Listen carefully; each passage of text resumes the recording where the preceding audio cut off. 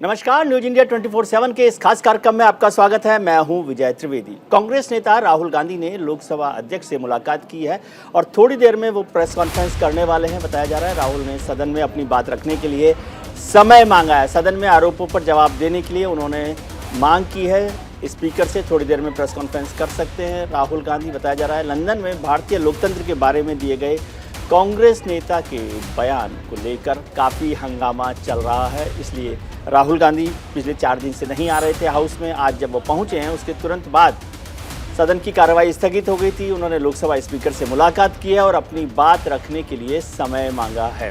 राहुल गांधी ने कहा है कि उन्होंने भारत या भारतीय संसद के खिलाफ कुछ नहीं कहा है।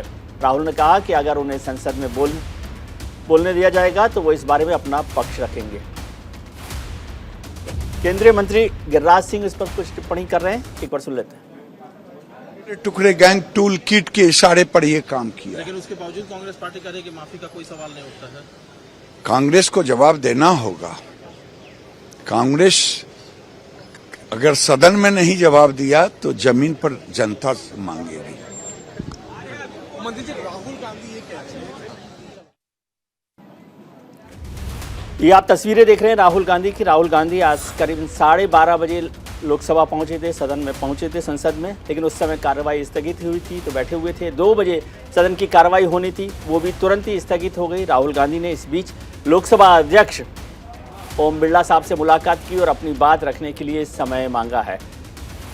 लंदन में राहुल गांधी के बयान को लेकर पिछले 4 दिन से संसद में हंगामा हो रहा है। कांग्रेस एक तरफ अडानी के मामले पर जेपीसी की बात कर रही है, गठन की मांग कर रही है और हाउस नहीं चलने दे रही। दूसरी तरफ भारतीय जनता पार्टी के नेता राहुल गांधी की से माफ़ी की मांग कर रहे हैं। इस सब पर चर्चा दिन भर चल रही है। केंद्रीय मंत्री किरण रिजिजू साहब और अधीर रंजन चौधरी, जो कांग्रेस के सांसद भी हैं और लोकसभा में नेता हैं, वो क्या कह रहे हैं, एक बार उनको सुन लेते हैं। श्रीमान राहुल गांधी या कांग्रेस के नेता अपने हिसाब से जो भी काम करते हैं, जो बोलते हैं, वो उनका मर्जी है, लेकिन देश को गाली देने का, देश को बदनाम करने का किसी को अधिकार नहीं है। ये किसी का मर्जी नहीं हो सकता है। राहुल गांधी जो भी बोलता है, अपने पार्टी कांग्रेस पार्टी को नुकसान होता है तो हमें कोई आपत्ति नहीं है। कांग्रेस पार्टी किस परिस्थिति में है ये उनका अंदरूनी मामला है और राहुल गांधी के वजह से अगर कांग्रेस डूबता है तो हम उसमें कोई रुचि नहीं रखता है। अगर कांग्रेस पार्टी को राहुल गांधी ने डुबा दिया, बर्बाद कर दिया, तो हमारे लिए ये कोई रुचि का विषय नहीं है। लेकिन अगर वो देश को डुबाने का काम करेगा, देश को नुकसान कराने का काम करेगा, तो इस देश का नागरिक होने के नाते हम चुपचाप नहीं बैठ सकते हैं। इसलिए लगता है कि रोजाना ये सरकार और सरकार के नुमाइंदे ने, सत्तारूढ़ पार्टी के लोग ये सदन को ठप कराना चाहते हैं रोजाना, और हम पे इल्जाम थोपने का कोशिश करते हैं। मतलब सरकार खुद ये सदन को चलाने में असहमति जता रहे हैं रोजाना। सदन के अंदर चालाकी, सदन के बाहर चालाकी, ये चालाकी की सरकार बनते जा रहे हैं। सिर्फ चुनाव के मद्देनजर और खासकर कर्नाटक चुनाव के मद्देनजर ये राहुल गांधी जी को छवि की धूमिल करने के हर संभव प्रयास कर रहे हैं और इसमें एक साजिश की रूप से ये किए जा रहे हैं। अगर सरकार की दम है, हिम्मत है, फिर दोबारा कहते हैं मोदी सरकार की हिम्मत है, दम है, जिगर है, तो सदन के अंदर राहुल गांधी जी की बयान पे चर्चा करने की इजाजत हो। अभी आप सुन रहे थे किरण रिजिजू साहब, जो केंद्रीय मंत्री हैं, और कांग्रेस के नेता, लोकसभा में सदन के नेता अधीर रंजन चौधरी, जो बात कर रहे थे राहुल गांधी के बयान पर। भारतीय जनता पार्टी और कांग्रेस आमने सामने है, घमासान मचा हुआ। कांग्रेस अध्यक्ष मल्लिकार्जुन खड़गे साहब और केंद्रीय मंत्री अनुराग ठाकुर साहब ने क्या कहा, ये भी एक बार सुन लेते हैं। पीसफुल डेमोन्स्ट्रेट कर रहे थे, लेकिन किसने रोका? वो भी महिला कांस्टेबल्स को हमारे सामने रख के उन्होंने हमारे को रोकने की कोशिश की। और ये जो है अदानी का इशू ये बंद करने के लिए या उस पर चर्चा नहीं होना और उनके फेल्यूअर्स जो है पार्लियामेंट में डिस्कशन नहीं होना, ये उनका मंशा है। कभी सुने आप? रोज उठ के रूलिंग पार्टी के लोग ही गड़बड़ करते हैं। सरकार के लोग पहले ही उठते हंगामा, माफी मांगो माफी मांगो। ये क्या है? क्या इंस्टिगेट, खुद इंस्टिगेट कर रही सरकार और दूसरों को डेमोक्रेसी बात सुनाती है। माफी मांगने का सवाल ही नहीं। जिस हाल में कांग्रेस छोड़ के गई थी फ्रेजाइल 5 इकोनॉमीज में, आज फर्स्ट 5 इकोनॉमीज में आई है। लड़खड़ाती चरमराती अर्थव्यवस्था नहीं, आज एक सशक्त 5वें नंबर की अर्थव्यवस्था दुनिया की बनी है। आज दुनिया ने भारत के नेतृत्व को माना है, लेकिन शायद कांग्रेस मानने के लिए तैयार नहीं। लेकिन कम से कम संसद का अपमान तो ना करें, सांसदों का समय बर्बाद ना करें और देश के बारे इस तरह के विचार रखना, ये दुर्भाग्य है जी। ये पार्टी जो खुद 60 साल सत्ता में रही और अब उनको भी विदेश में जाकर किसी ने ज्ञान दिया कि जब इंदिरा जी भी विदेश आई थी तब देश के बारे में कुछ नहीं कहा था, लेकिन आप उनसे ही कुछ सीख लीजिए।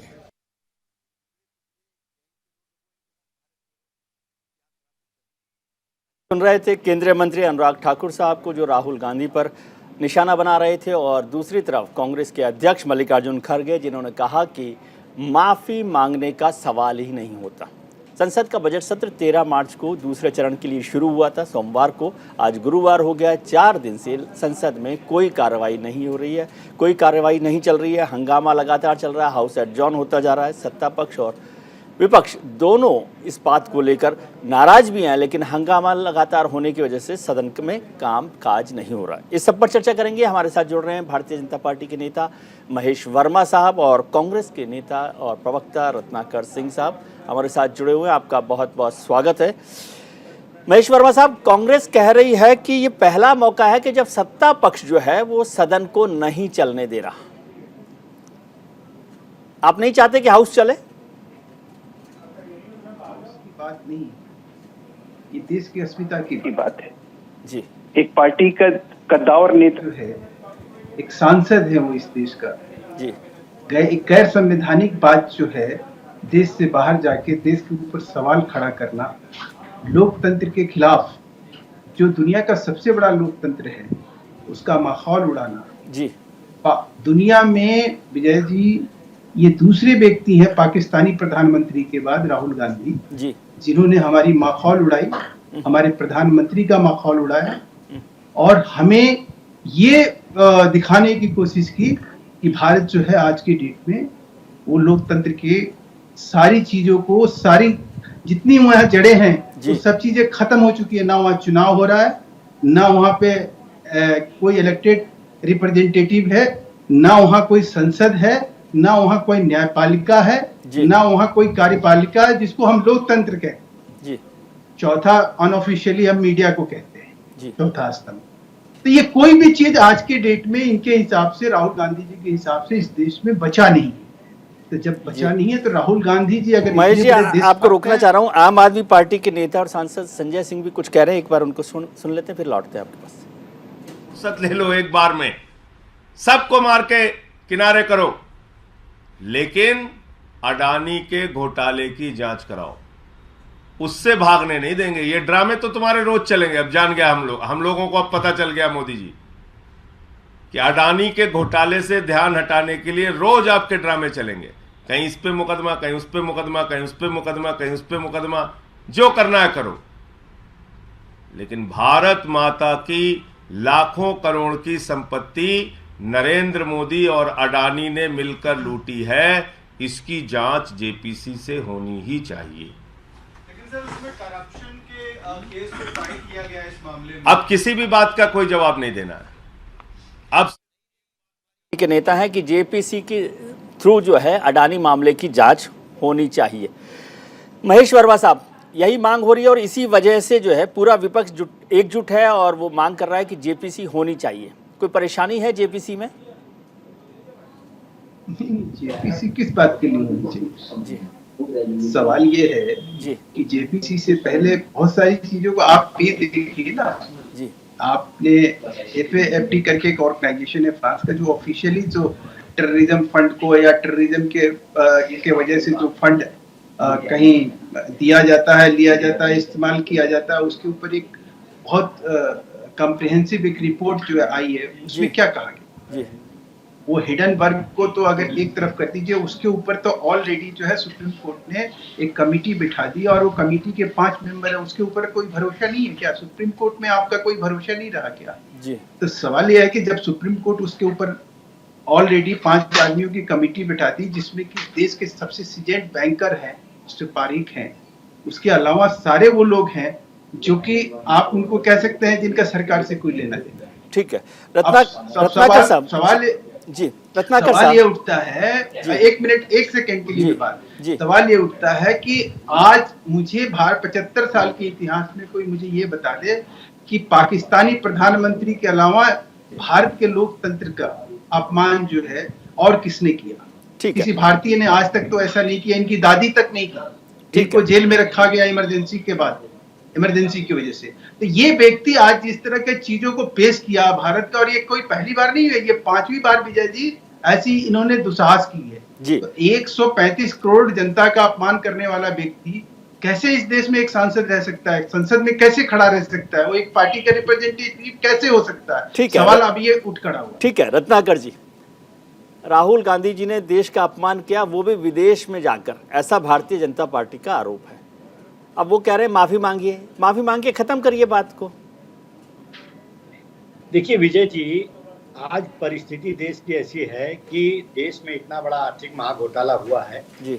उस घोटाले को 16 विपक्षी पार्टियां, जिनको 62% जनता ने वोट दिया है, वो 62% जनता के जो प्रतिनिधि हैं वो आज मांग कर रहे हैं देश के कि जेपीसी जांच कराई जाए और इस आर्थिक महाघोटाले का जो है मोदी जी जो है अपने मित्र को सहयोग किए हैं या जहां जहां पे घोटाले हुए हैं उसको उजागर किया जाए, दूध का दूध और पानी किया जाए। लेकिन यह भारतीय जनता पार्टी अपने मित्र अडानी और अंबानी को बचाने में इतनी मशगूल है कि वो जो है आज इतिहास में पहली बार ऐसा हो रहा है कि सत्ता पक्ष जिसकी जिम्मेदारी होती है कि सदन को सुचारू रूप से चलाने की उसकी जिम्मेदारी होती है, और वह खुद हंगामा कर रहा है 3 दिन से, विगत 3 दिनों से, कि राहुल गांधी माफी मांगे। मेरा कहना यह है कि राहुल गांधी आज स्वयं लोकसभा स्पीकर से मिले जी, उन्होंने अपनी बातों को रखा और समय मांगा और कहा कि हमें समय दिया जाए, मैं अपनी बातों को जो है जनता के सामने और लोकतंत्र के मंदिर में रखना चाहता हूं और उनको अपने पक्ष रखने का पूरा मौका दिया जाए। तो अभी राहुल गांधी जी ने अपनी बातों को सदन में रखा ही नहीं और अपनी बातों को किस संदर्भ में उन्होंने कहा है ये उसको क्लैरिफिकेशन किया ही नहीं, और ये 3 दिन से सिर्फ अपने मित्र अडानी को बचाने के चक्कर में माफी मांगो, माफी मांगो, माफी मांगो ये कह रहे हैं। ठीक है, आज हाँ जी मेरे मित्र, मेरे सहयोगी रवि सराफ भी हमारे साथ जुड़े हुए हैं, कांग्रेस को बेहतरीन तरीके से समझते हैं। रवि क्या हो रहा है कांग्रेस में? अपोजिशन एक साथ दिखाई नहीं दे रहा, होता है कभी कभी कि वो चले जाते हैं, लेकिन कल भी मैंने देखा कि कुछ पार्टियां उनके साथ नहीं गई थी प्रदर्शन को लेकर, तो वो कांग्रेस के साथ नहीं है या अडानी के मामले पर उनके साथ नहीं है। और राहुल गांधी जब आज हाउस गए हैं उसके बाद उनको मौका नहीं मिला, अभी कुछ देर में प्रेस कॉन्फ्रेंस करने वाले हैं, क्या कहना चाहते हैं राहुल गांधी?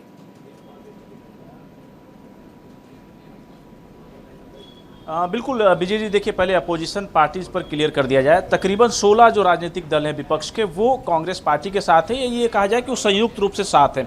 जहां तक बीआरएस की बात है और टीएमसी की बात है, तो बीआरएस और टीएमसी भी अडानी समूह के मामले को लेकर विरोध दर्ज करा रही है, पर ये 16 समूह के इत्र, हमने कल देखा कि गांधी प्रतिमा के समीप टीएमसी के जो कुछ सांसद हैं वो अपना विरोध दर्ज करा रहे थे, बीआरएस के सांसद कभी कभी मीटिंग में आते हैं, कभी नहीं आते, पर इस मामले पर वो साथ हैं और जो क्षेत्रीय मुद्दे हैं इस वजह से वो साथ में दिखना नहीं चाहते। जहां तक राहुल गांधी की बात है, राहुल गांधी देखिए लगातार एक बात कह रहे हैं, आपने देखा होगा भारत जोड़ो यात्रा हो, उसके बाद लंदन गए वहां पर, और अब देश में जब आए आज तो पार्लियामेंट में भी उन्होंने कहा कि अगर उन्हें बोलने का मौका दिया जाएगा तो वो बोलेंगे। यानी कि वो बार बार ये आरोप लगाते हैं कि सदन के अंदर उन्हें बोलने का मौका नहीं दिया जाता है, पहला आरोप। दूसरा आरोप वो ये लगाते हैं कि अगर सदन में उन्हें बोलने का वक्त दिया जाता है और जब वो बोलना शुरू करते तो माइक बंद कर दिया जाता है, यानी कि वो अपनी बात नहीं रख पाते। ये 2 बड़े आरोप राहुल गांधी के हैं, यानी कि उनके तरफ से ये कहा जाता है कि उन्हें समय नहीं दिया जाता है और जो बोलना चाहते हैं वो बोलने नहीं दिया जाता है जी। जहां तक अडानी समूह का मामला है तो आप देख सदन जब से ये शुरू हुआ है, बजट सत्र का जो दूसरा भाग जब से शुरू हुआ है तब से विपक्ष जो है चरणबद्ध तरीके से अपने आंदोलन को आगे बढ़ाता हुआ नजर आ रहा है। लगातार हमने देखा कि पहले दिन प्रेस वार्ता की गई, तब तकरीबन 16-17 राजनीतिक दल के सभी सांसद सामने आए, उन्होंने अपनी बात रखी। उसके बाद मार्च करने की तैयारी की गई। आज जो है ह्यूमन चेन बनाया गया पार्लियामेंट बिल्डिंग के अंदर, और अब जो है आगे जाकर राष्ट्रपति से मिलने का वक्त विपक्ष की तरफ से मांगा जा रहा है कि संयुक्त विपक्ष राष्ट्रपति से मुलाकात करना चाहता है और जेपीसी की मांग करना चाहता है। इसमें एक बड़ी बात यह है कि जेपीसी को लेकर विपक्ष जो है अपना रवैया बिल्कुल साफ कर रखा है कि जब तक जेपीसी गठन नहीं होगा, जांच प्रक्रिया शुरू नहीं होगी, तब तक वो अपनी बात रखते रहेंगे। पर दूसरा पहलू इसका यह है कि राफेल हमें याद करना पड़ेगा। राफेल का मामला भी ठीक इसी तरीके से विपक्ष और राहुल गांधी लगातार उठा रहे थे। उस दौरान भी जेपीसी की मांग कर रहे थे, पर जेपीसी राफेल मामले पर गठन नहीं हुआ और नुकसान जनता का उस दौरान हुआ। और इस दौरान भी जनता का नुकसान हो रहा है क्योंकि सत्ता पक्ष हो या विपक्ष हो, सदन नहीं चलने दिया जा रहा है दोनों की तरफ से, तो नुकसान लगातार जनता का हो रहा है।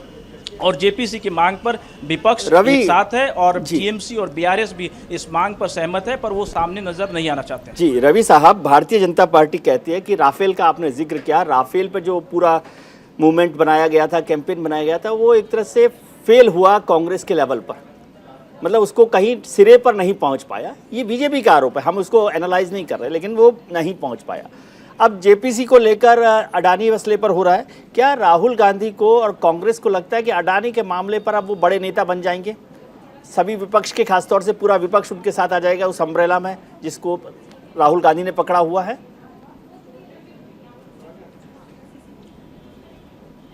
हाँ बिल्कुल, देखिए 2024 लोकसभा चुनाव से पहले एक बड़ा प्रैक्टिस जो है कांग्रेस पार्टी की तरफ से किया जा रहा है इस मामले के तहत कि ताकि सारा विपक्ष जो है वो एक छत के नीचे आ जाए और जो राजनीतिक जो मसले हैं वो आगे जाकर गठबंधन का एक स्वरूप हो या चुनाव लड़ने के बाद का स्वरूप हो, वो बनाया जाए। तो एक विपक्ष को भी एक मुद्दा मिला हुआ है और कांग्रेस इस कड़ी में अगुवाई करता हुआ पहले दिन से नजर आ रहा है, क्योंकि सभी विपक्षी दलों को लामबंद करना, इस पूरे मसले पर विरोध दर्ज कराना, आगे की चरणबद्ध तरीके से रणनीति तैयार करना। तो 24 से पहले एक बड़ा एक्सरसाइज कांग्रेस पार्टी की तरफ से किया जा रहा है ताकि इस मसले पर कहीं ना कहीं विपक्ष को जोड़ दिया जाए और जनता तक भी पहुंचाया जाए कि मामला है क्या, आखिरकार किस तरीके से अडानी समूह को मदद सरकार की तरफ से दिया गया है। और ये तैयारी कहीं ना कहीं कांग्रेस पार्टी की है और कांग्रेस पार्टी इसमें लीड करता हुआ अब तक नजर आ रहा है, क्योंकि तकरीबन 16 राजनीतिक दलों को एक प्लेटफॉर्म पर लाना, लगातार मीटिंग्स करना, उनके साथ बातचीत करना और इस मुद्दे को गंभीरता के साथ रखना, इसको एग्जीक्यूट करना, तो एक बड़ा एक्सरसाइज कांग्रेस पार्टी इस मसले पर कर रही है। कांग्रेस को ऐसा लगता है कि इस मसले के जरिए वो जनता तक पहुंच सकती है, क्योंकि जनता से जुड़ा हुआ मुद्दा है, महंगाई, बेरोजगारी, और इसे एक बड़ा महा घोटाला जो है कांग्रेस पार्टी लगातार करार दे रही है। जी रत्नाकर साहब, रवि साहब ने भी अभी जिक्र किया और कांग्रेस बार बार कहती रही है कि राहुल गांधी जी को बोलने का मौका नहीं दिया। मेरी याददाश्त अगर ठीक हो तो जब राहुल गांधी जी लंदन गए हैं उससे पहले ही बजट सत्र का पहला चरण चल रहा था और उसमें राष्ट्रपति का अभिभाषण था। राष्ट्रपति के अभिभाषण पर धन्यवाद प्रस्ताव में मेरे ख्याल से राहुल गांधी साहब 55 मिनट लोकसभा में बोले।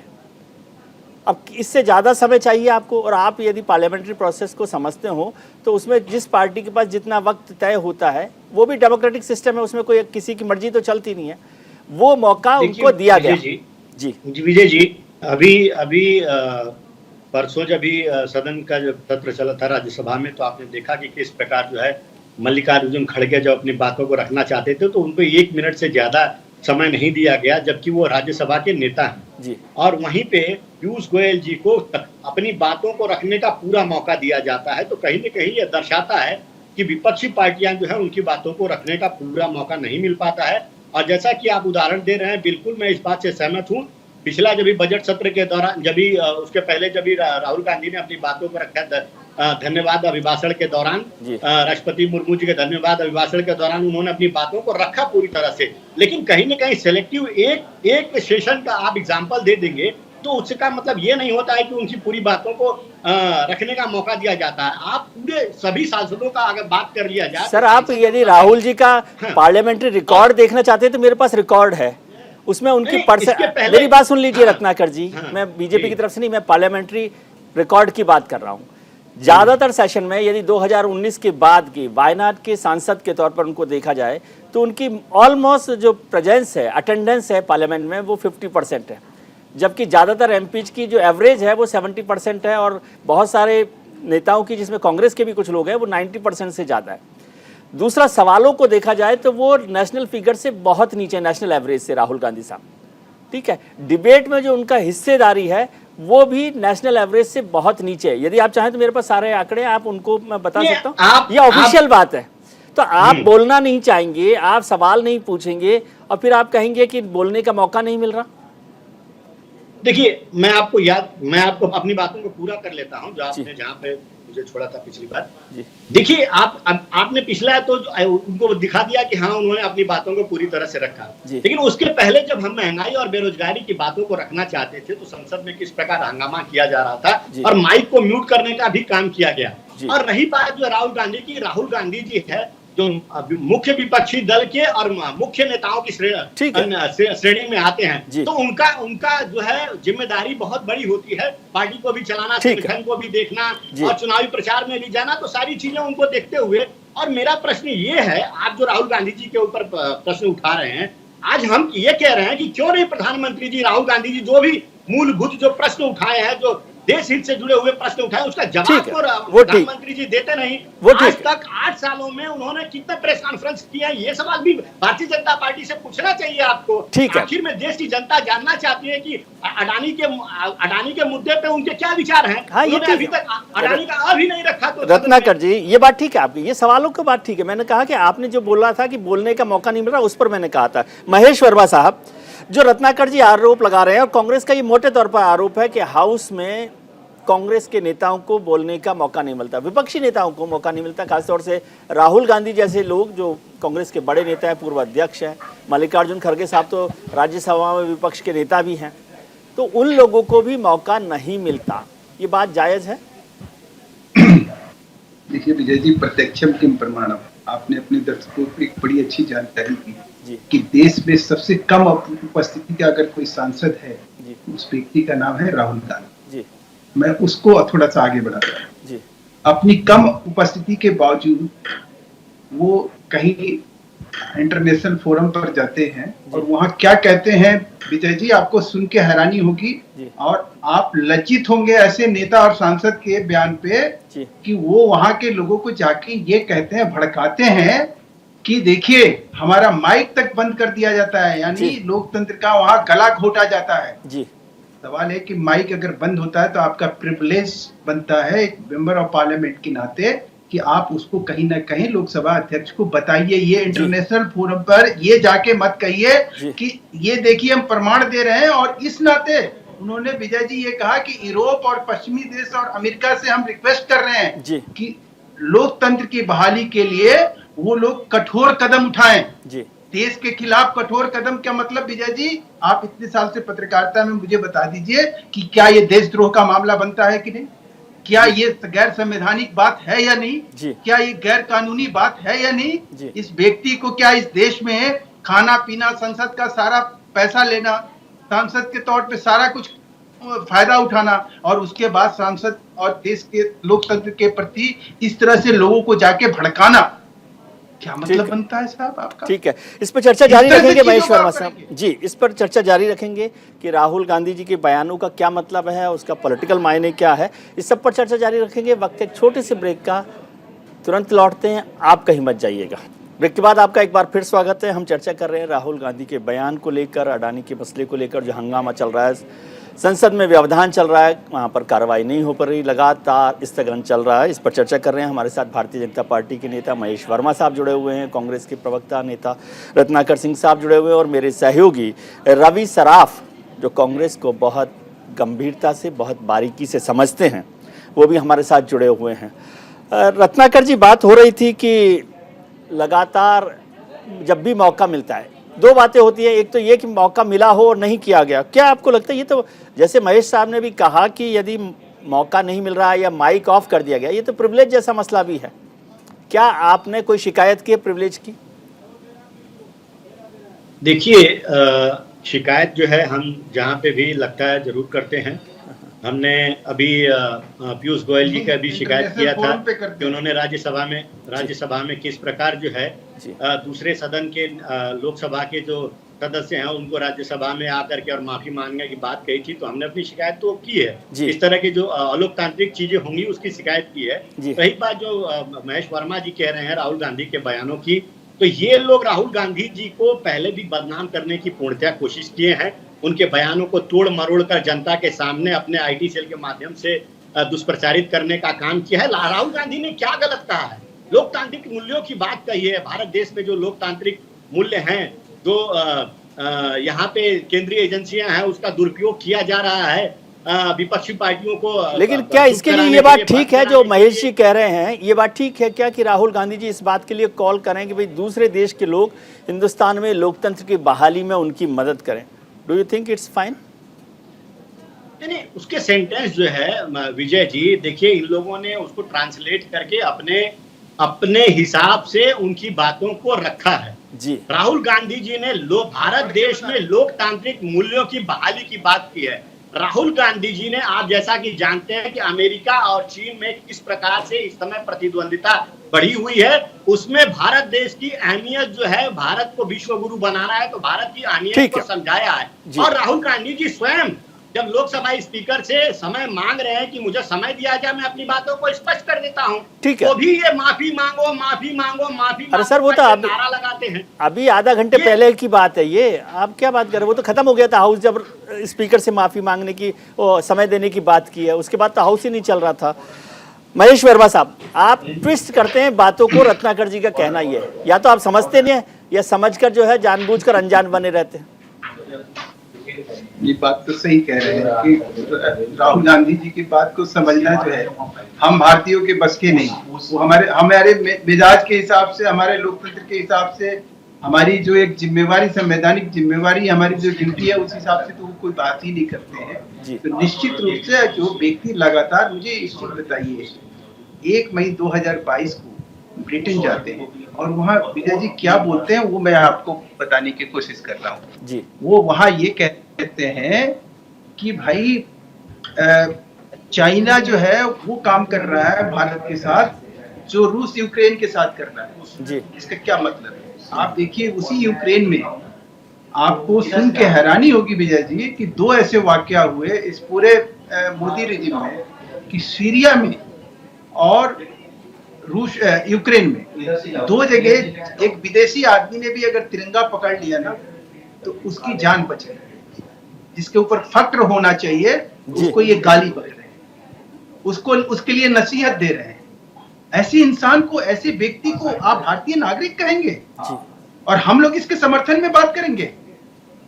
हम कैसे भारतीय हो सकते हैं जो ऐसे भारतीयों को जो हमें गाली देता हो सरेआम जी, और ये कहता हो विजय जी कि डोकलाम और लद्दाख में जो काम चाइना कर रहा है वही काम रूस जो है यूक्रेन में कर रहा है। हमारी स्थिति यूक्रेन जैसी है जी। आप एक वरिष्ठ पत्रकार हैं, बुद्धिजीवी, आप बताइए, अपने दर्शकों को बताइए कि ये क्या इस तरह का राहुल गांधी का विचार इस देश में एक्सेप्टेबल होना चाहिए या नहीं होना चाहिए? जी रत्नाकर जी,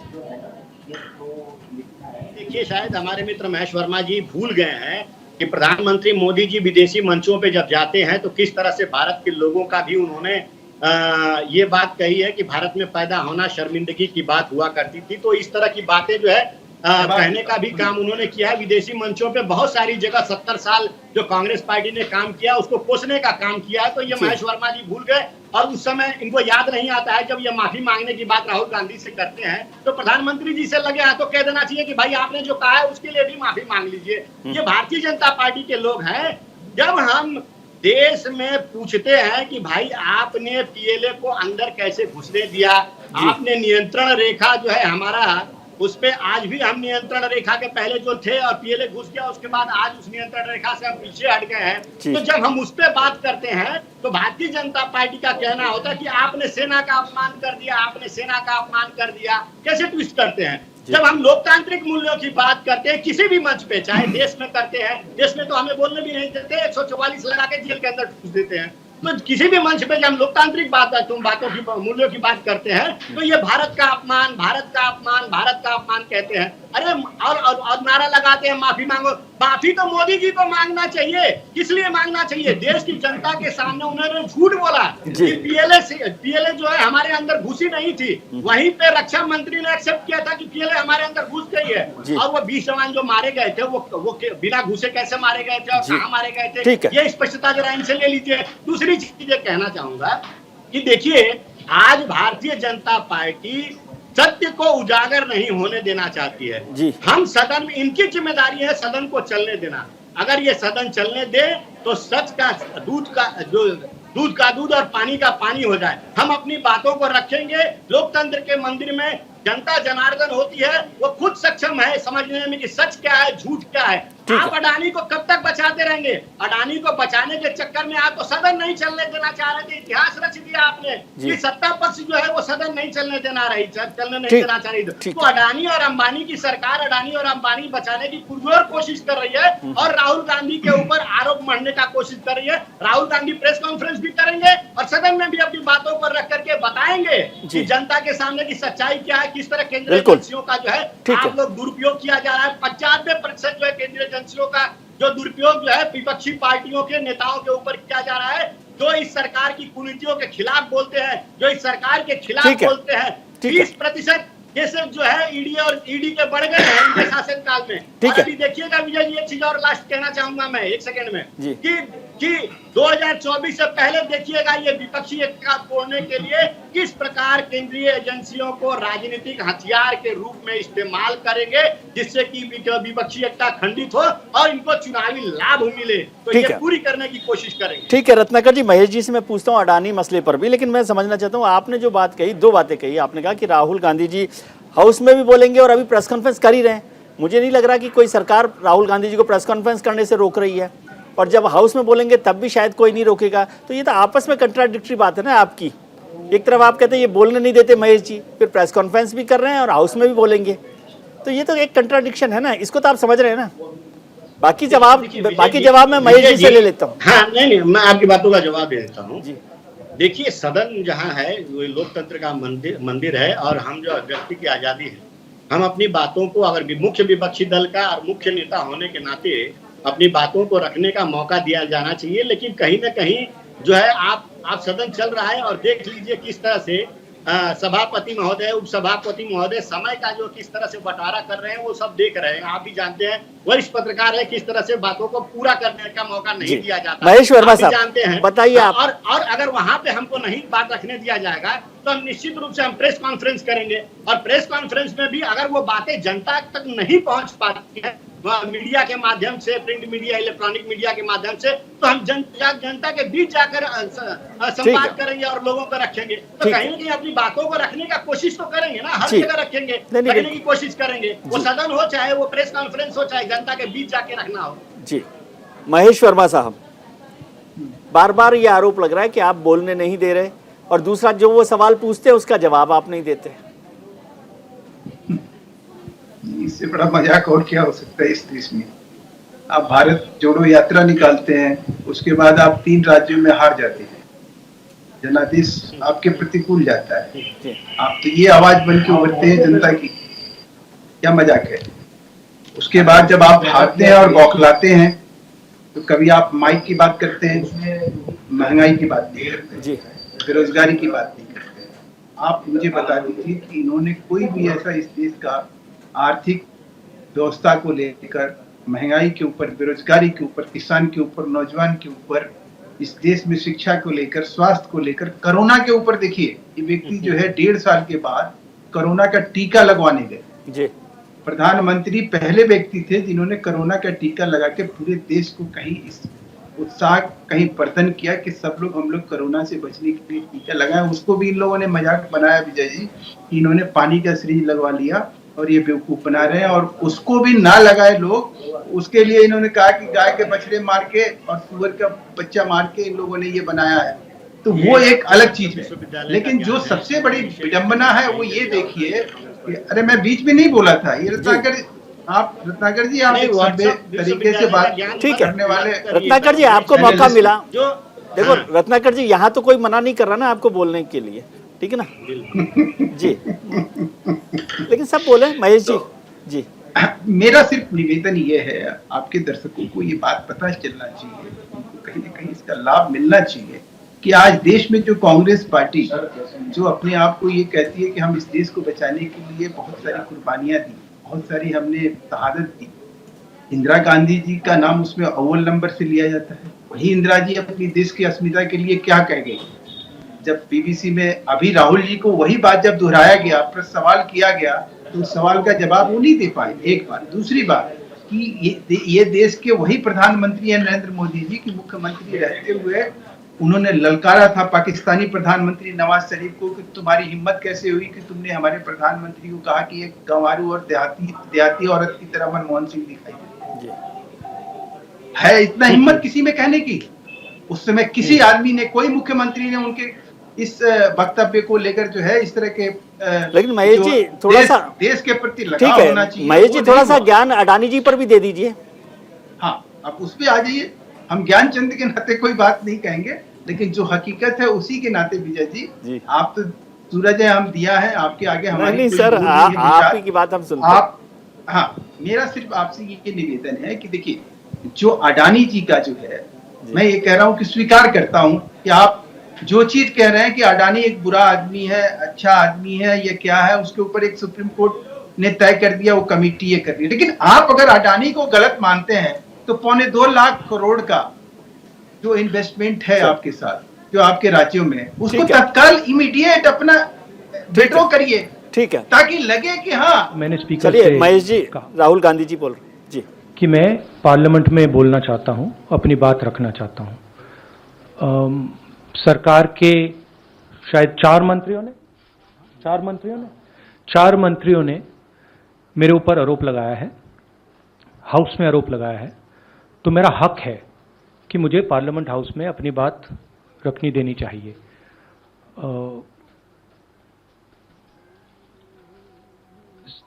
क्लैरिटी नहीं है, मगर मुझे नहीं लगता है कि मुझे बोलने देंगे। मैं होपफुल हूं कि कल मुझे बोलने दें।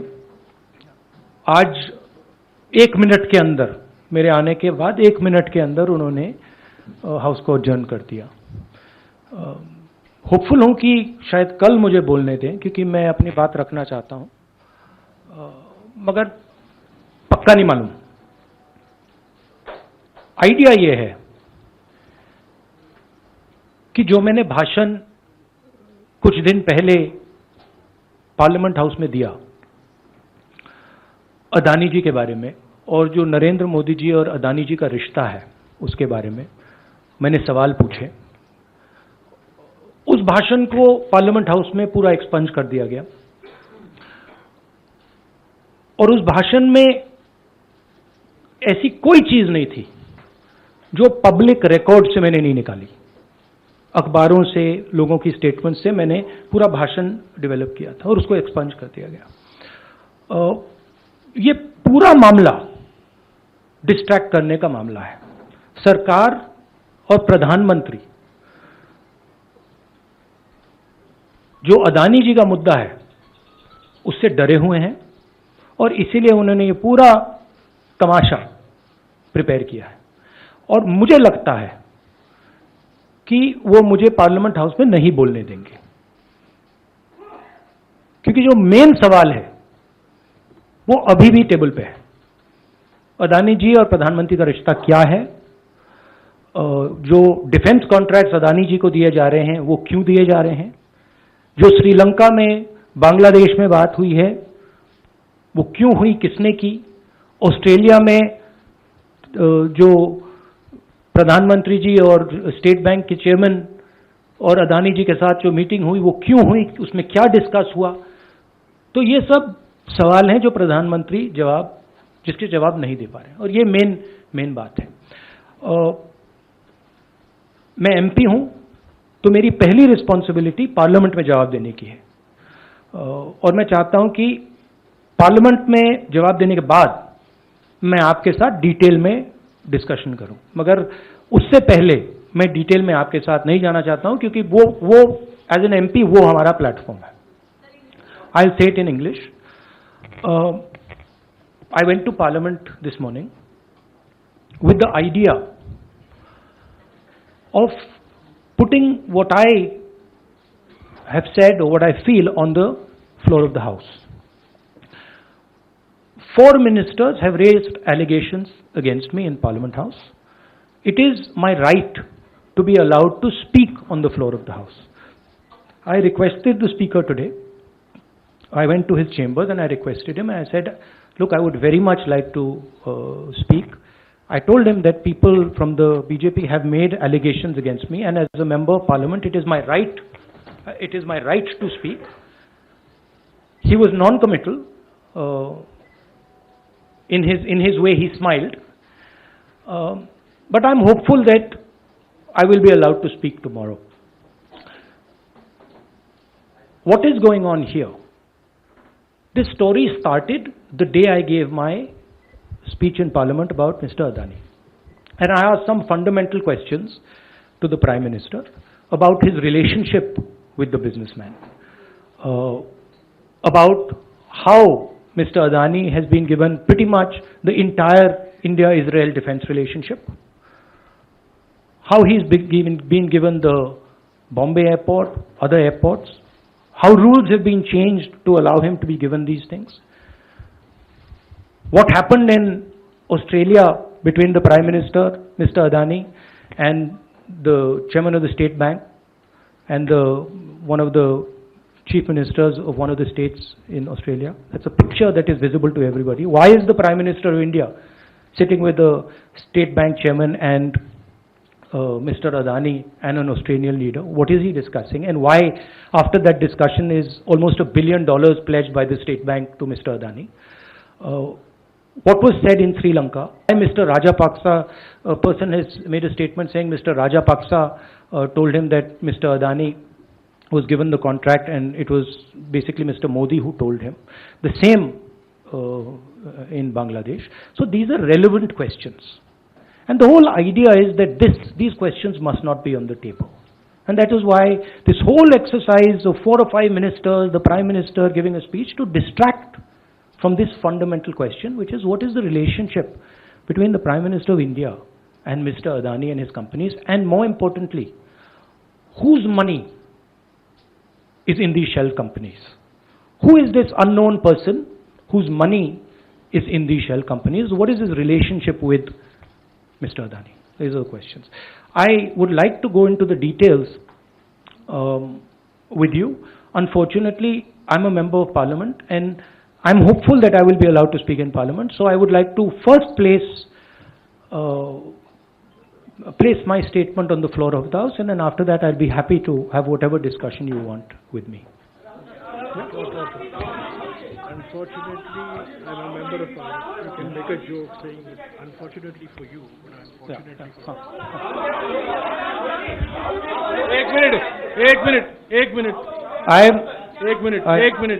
One minute, please. See, I want to make it clear. Unfortunately for you, I'm a member of Parliament, and as the allegation has been made in Parliament by 4 ministers, it is my right to have the opportunity. It's my democratic right. So if Indian democracy was functioning, I would be able to say my piece in Parliament.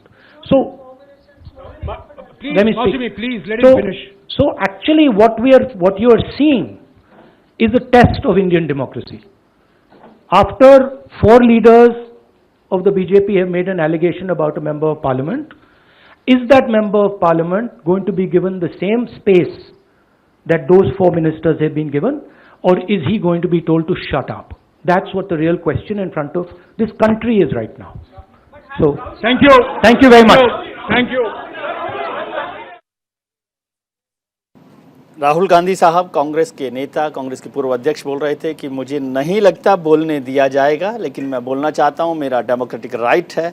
मैंने लोकसभा अध्यक्ष से इस बारे में बात की है कि मंत्रियों ने जो आरोप लगाए थे उनका जवाब देने का मौका मुझे मिले। उनका संसद मेरा प्लेटफॉर्म है सांसद की हैसियत से, और मैं उस पर चर्चा करना चाहता हूं, संसद में अपनी बात रखूंगा। उम्मीद की कि कल उनको शायद ये मौका मिले, लेकिन उन्होंने फिर से अपने तंज स्टाइल में कहा कि यदि मौका उतना ही मिले जितना मंत्रियों को दिया गया, या मुझे कहा I told to be shut up. तो इसका और एक और महत्वपूर्ण बात उन्होंने कही कि ये टेस्ट ऑफ डेमोक्रेसी होगा यदि राहुल गांधी को कल बोलने का मौका मिलता है या नहीं। महेश वर्मा साहब हमारे साथ बने हुए हैं, भारतीय जनता पार्टी के नेता हैं। महेश जी, ये टेस्ट ऑफ डेमोक्रेसी है कल, क्या आप उन्हें बोलने देंगे कि नहीं? राहुल जी ने कहा है।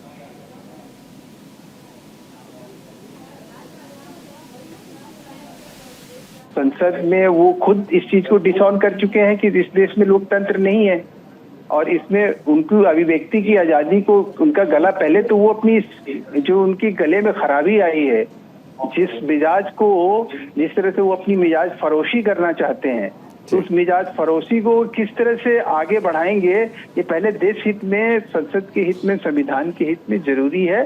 जैसे आपने अपील करी वैसे मैं भी अपील करता हूँ राहुल गांधी जी कि आप अगर एक सच्चे भारतीय हैं, देशभक्त हैं, तो माफी मांग लीजिए। आपने वो काम किया है जो इस देश में गैर कानूनी है, गैर संवैधानिक है, गैर लोकतांत्रिक है, गैर प्रजातांत्रिक है।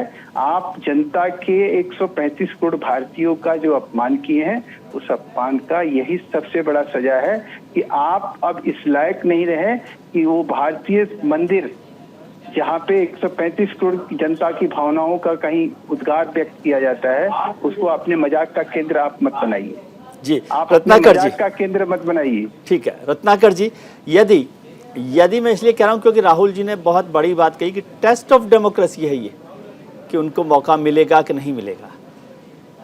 मान लीजिए देखिए राहुल कल उनको मौका मिलता है, ठीक है, मैं आपकी बात और राहुल जी की बात से जा रहा हूँ, महेश जी के साथ नहीं हूँ। हालांकि मुझे नहीं लगता कि हिंदुस्तान में संसद में कोई ऐसी बात होगी किसी को बोलने का मौका नहीं मिले, वो विपक्ष के बड़े नेता हैं वो तो है ही, लेकिन एक सामान्य सांसद को भी उतने ही अधिकार होते हैं जितना मैंने पार्लियामेंट को समझा है।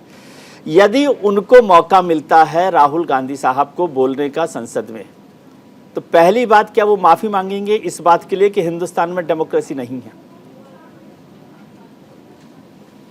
देखिए विजय जी, राहुल गांधी जी ने अपना प्रेस कॉन्फ्रेंस शुरू किया तभी उन्होंने एक चीज बहुत महत्वपूर्ण बात उन्होंने कहा जी, कि जैसे ही वो सदन में गए 1 मिनट भी नहीं हुआ और सदन को एडजर्न कर दिया गया। मतलब आप समझिए कि कहीं न कहीं सरकार जो है उसकी मंशा होनी चाहिए कि सदन को सुचारू रूप से चले, विपक्ष की बात जो कहना चाहती है, जो मुद्दे उठाना चाहती है, जो लोकतांत्रिक, जो अगर विपक्ष आरोप लगा रही है कि लोकतांत्रिक मूल्यों का हनन किया जा रहा है, तो उस पर जवाब देने का मुद्दा भारतीय जनता पार्टी को रखना चाहिए। ठीक है रत्नाकर जी, पिछले 4 दिन से राहुल गांधी थे हाउस में? नहीं थे ना?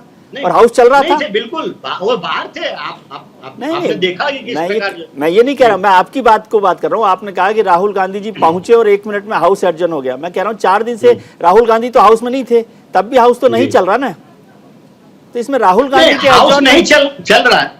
देखिए आज अगर 3 दिन को इन्होंने अपने ही माफी मांगो वो जो है मुद्दे पे सदन को नहीं चलने दिया। आज अगर अगर आज मान लीजिए ये माफी मांगो वाला मुद्दे को दरकिनार करके और हम अगर जेपीसी जांच की मांग कर रहे हैं, तो जेपीसी जांच की जो मांग कर रहे हैं उस पर डिस्कशन तो करिए पार्लियामेंट में। बिल्कुल ठीक बात है। पार्लियामेंट को एडजर्न करने दे रहे हैं। 1 मिनट के अंदर ही जैसे ही हमारे राहुल गांधी वहां पे पहुंच रहे 1 मिनट के अंदर एडजर्न कर रहे हैं, तो कहीं ना कहीं मंशा तो दिख रही है ना कि सत्ता पक्ष जो है जो चाहती है वो सदन में हो रहा है। ठीक है, नहीं मैं ये समझ रहा हूँ रत्नाकर जी, आपकी बात से सहमत हूं मैं कि राहुल गांधी जी की दहशत इतनी है कि भारतीय जनता पार्टी सदन को नहीं चलने देना चाहती। लेकिन मैं ये समझना चाहता हूँ, आपने देखा होगा विजय जी, मैं ये समझना चाहता हूँ कि अगर कल राहुल जी को बोलने का मौका लोकसभा अध्यक्ष ने दिया, मैं बहुत स्पेसिफिक बात कर रहा हूँ, अगर दिया, अगर मैंने इसलिए बोला क्योंकि आपके नेता ने ये बात कही है, मैं ऐसा नहीं मानता कि नहीं मिलेगा मौका, लेकिन अगर दिया तो क्या राहुल जी इस बात के लिए माफी मांगेंगे कि हिंदुस्तान में लोकतंत्र नहीं है? वो अपनी बात यहीं से शुरू करेंगे, भाई मुझे मौका दिया गया है, इसका मतलब मैं माफी चाहता हूं कि मैंने गलत बोला कि भारत में लोकतंत्र नहीं है। भारत, देखिए मैं विजय जी आपका सेंटेंस जो है आप जो आपने कहा भारत में लोकतंत्र नहीं, ये राहुल गांधी जी ने नहीं कहा। राहुल गांधी जी ने कहा कि भारत में जो सरकार है भारतीय जनता पार्टी की, नरेंद्र मोदी जिसके प्रधानमंत्री हैं, वो सरकार लोकतांत्रिक मूल्यों का हनन कर रही है। और जब ये बात गलत है क्या कहना, अगर लोकतांत्रिक मूल्यों की रक्षा के लिए कोई मेंबर ऑफ पार्लियामेंट किसी भी मंच पे बात उठाता है तो ये गलत है। उसके लिए माफी मांगने की जरूरत है? आपको लगता है माफी मांगने की जरूरत है? बिल्कुल जरूरत नहीं है, और राहुल गांधी इस पर माफी मांगेंगे भी नहीं। जी। चलिए, बहुत बहुत शुक्रिया आपका महेश वर्मा साहब, आपका बहुत शुक्रिया। रत्नाकर सिंह साहब, आपका भी बहुत शुक्रिया। मेरे सहयोगी रवि सराफ का भी बहुत बहुत शुक्रिया कि आपने इस चर्चा में हिस्सा लिया। अभी वक्त एक छोटे से ब्रेक का, लेकिन आप कहीं मत जाइएगा, क्योंकि न्यूज इंडिया पर खबरों का सिलसिला जारी है बिना किसी एजेंडा के।